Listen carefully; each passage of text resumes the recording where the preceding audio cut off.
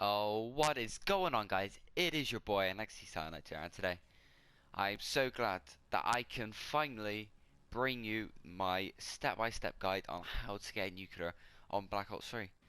So, how to get how to get a nuclear? It's a difficult one because although I've had my success currently with 4 nuclears, I know many others don't, and it can be quite disheartening if you cannot end up getting that 30 gun streak. So, honestly, we all want that nuclear and to brag about it. And if you struggled so far, then as long as you follow my tips, you'll have one in no time, probably. Well, I hope so, anyway. So after getting a few nuclears myself, I thought it was time to give you an in-depth video on how to get a nuclear.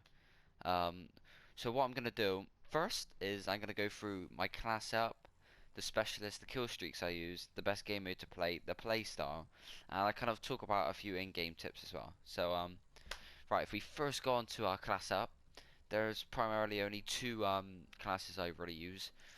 Well, three you could probably talk about now. So the first is the MA7, as you see here, the ELO sight, probably my favorite sight, and quick draw, long barrel, probably the most important.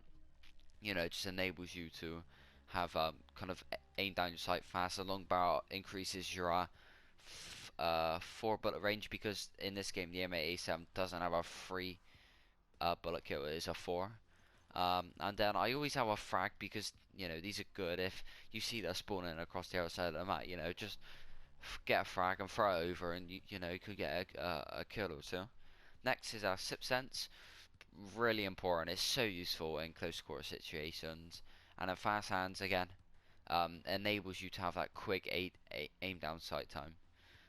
Scavenger I use for long gun streaks as well, so I suggest you use that, and then blast suppressor obviously to keep you off, kind of, so the enemies don't know where you are. And then my other main one, strange enough, is the Kuda, but this is more of a kind of an aggressive playstyle because although the Kuda is an SMG, I find it is half decent at medium range gunfights anyway, which is quite important. So grip suppressor and quick draw I use on the Kuda, and again the same perks but no lethal because you're gonna be up in their face. You're not really gonna have time to throw that frag across the map. And the setup I've been using lately is this, the Shiva. Really enjoy this on the beta. I had so many good clips, so if you want to check that out, it is in the first video on my channel. So we have the Shiva, the ELO, the quick draw, the long barrel, and the rapid fire, which makes one extremely deadly weapon. So if we go on to what specialists I use, it is indeed the scythe, and honestly, the scythe is just ridiculously powerful and has lots of ammo. And what some of you might not have realized, especially some of my friends didn't, is that it actually goes towards your gun streak. So there's no point. I don't see what the benefit of, say, using psychosis is, because why deploy 3 clones when you can just kill them anyway with scythe and get the point. So that's what I think in my opinion. And then score streaks, the typical UAV counter UAV hater. And just to prove how much I actually use these score streaks, look at that. I've used 1,300 times. I've used the counter UAV 702 times, and hater I've used 300 times. So that is a hell of a load of assists, and it's extremely vital for your class up. So it is about time now we get right into the game tips. So I'll see you in a bit. So now we've moved on to the game tips. So this is probably the most, well, this is the game you actually get the nuclear in. So this is the most important bit of the video. So keep tight. There's a lot to come right at you. So in the game primarily, obviously before you get in, just recognize if the lobby is full of high prestige / high levels, because it's going to be so much harder to get a nuclear. And even with me, I struggle in high prestige lobbies, and that's just how it is. Not that I always skip, but that's just how it happens. So in the game, primarily at this stage, right at the start, you kind of, this is the time to play really aggressive. So but don't play stupid. So play a high line in the map and try to get kind of brief knowledge on how the enemy play, because by learning how the enemy play, it's gonna make it a whole lot easier to be able to set up for them kills. And so just remember, if they always shoot down your aircraft or play quite campy, then you can play more aggressive. Whereas if they kind of play very aggressive, the defensive kind of mindset of your game is probably best. So just remember, the more aggressive you play, the more mistakes you could make and harder it will be to win every gunfight, because there'll be a lot more enemies around, and it's going to be a lot more challenging, but it can be done.